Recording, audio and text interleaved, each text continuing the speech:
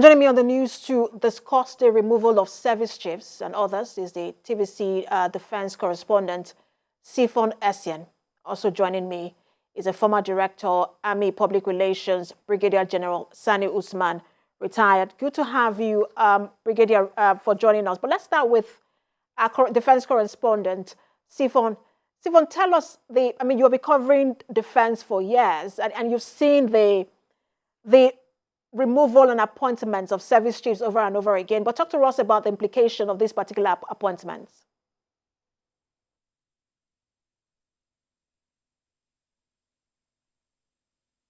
It's a tradition when the leadership of the country changes, that the commander-in-chief would appoint his lieutenants, and in this case, the chief of defense staff and the other service chiefs, the acting inspector general of police, and, well, for the service chiefs who are now former military officers, because shortly they will be retiring or pulled out of service, they saw this coming. It's a tradition, time-honored tradition, so it's not a surprise.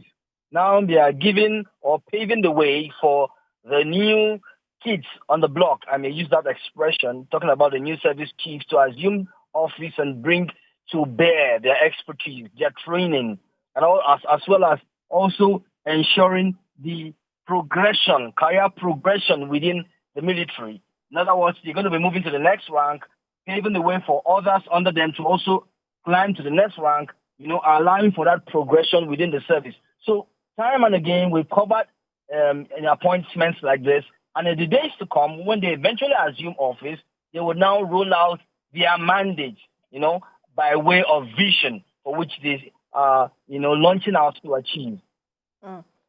But Sifon, talk to us, as a defense correspondent, which of these appointments came as a surprise to you?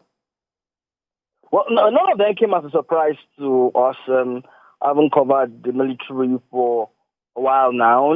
None of them came as a surprise. And the quality of officers as chosen by the commander-in-chief is premium, the best of the best, you could say.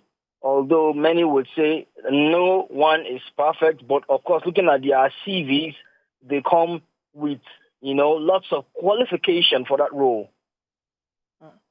Thank you, Sifon, for your for sharing that update with us.